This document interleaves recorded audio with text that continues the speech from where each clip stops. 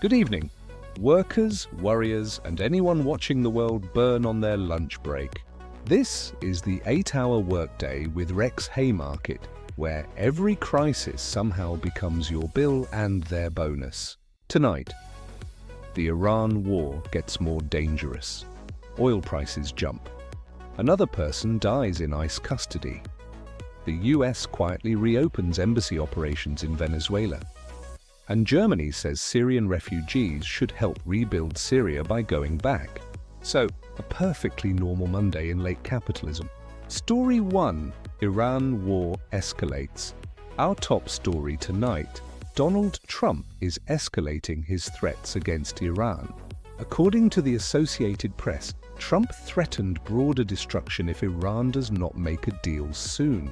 That includes threats aimed at critical infrastructure and even Iran's main oil export terminal, Karg Island. Reuters also reported new warnings tied to the Strait of Hormuz, one of the most important shipping lanes on Earth. And this is not just rhetoric floating in space. Reuters reported that debris from an intercepted missile hit an industrial building and a fuel tanker at the Haifa refineries in Israel. Reuters also reported drone strikes on Syrian army bases near Iraq. So this is no longer a tidy, contained conflict. It is spreading, it is destabilizing the entire region, and as always, civilians get handed the invoice first. And here is the part that should make your skin itch. All of this gets described in the language of strategy. Pressure, leverage, deterrence, very polished words. But what they mean in practice is simple.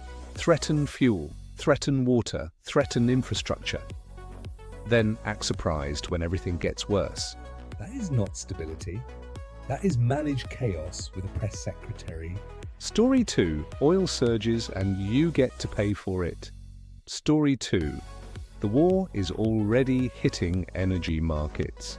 According to Reuters, Brent crude surged above $115 a barrel, with some reporting putting it even higher. The Associated Press reported that US stocks swung sharply as oil prices climbed on fears tied to the war. Reuters also reported inflation pressure building in Europe.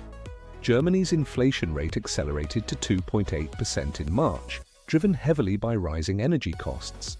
EU energy ministers are now coordinating their response, which is another way of saying the political class has realized that war abroad is about to become economic pain at home, because that is how this works.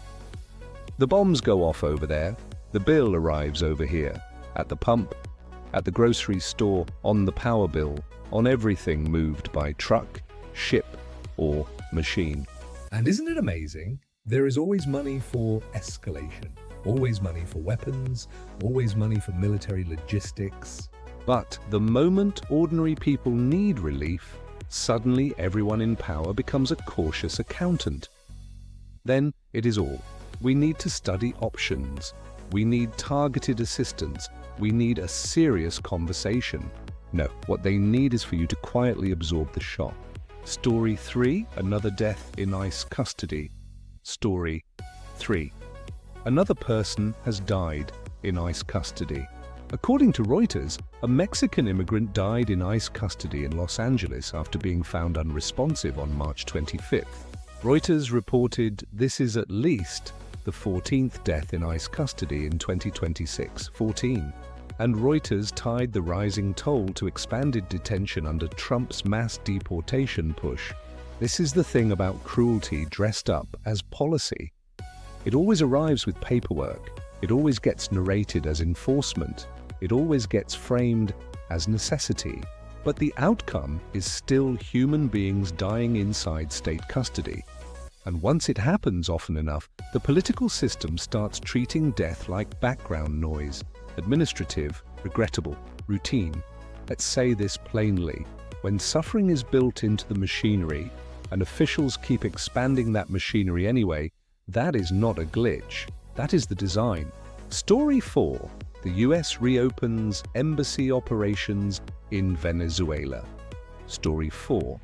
In a quieter but still important development, the United States has resumed embassy operations in Caracas.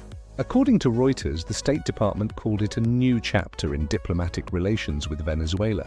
Now this is where foreign policy gets very funny, because yesterday's unacceptable government can become today's useful conversation partner the moment strategic interests change.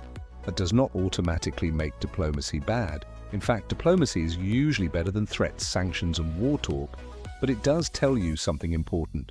A lot of what gets sold as moral principle in Washington is actually just timing.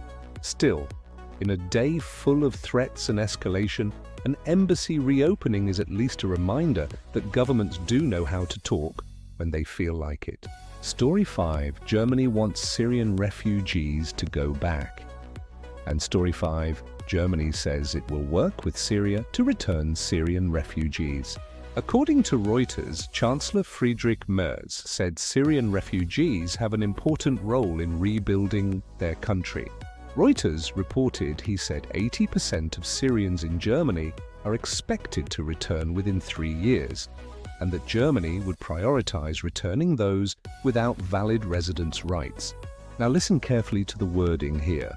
Rebuilding sounds noble, returning sounds orderly. But the real question is always the same. Under what conditions, with what guarantees, and how voluntary is voluntary when political pressure is doing the talking? Because there is a real difference between supporting safe return and engineering removal. One starts with human safety, the other starts with domestic politics. And Europe, once again, seems very interested in turning displaced people into a policy convenience. Quick roundup. And a few quick notes before we go. According to Reuters, Israel's parliament passed a 2026 state budget, helping Netanyahu avoid early elections while the war continues. Reuters also reported that markets around the world are reacting sharply to the inflation and energy shock coming out of this conflict, which is your reminder that war does not stay over there. It travels through oil, through trade, through prices, through politics, and eventually through your paycheck.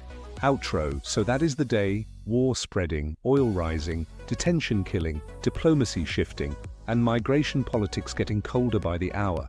The pattern is old. Break things, destabilize regions, raise prices, punish the vulnerable.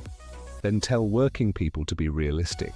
I'm Rex Haymarket, and this has been the 8-hour workday where every emergency somehow lands on your shift. Like, subscribe, and come back tomorrow for more elegant collapse in high definition. Mind the static, mind the spin, and mind who profits.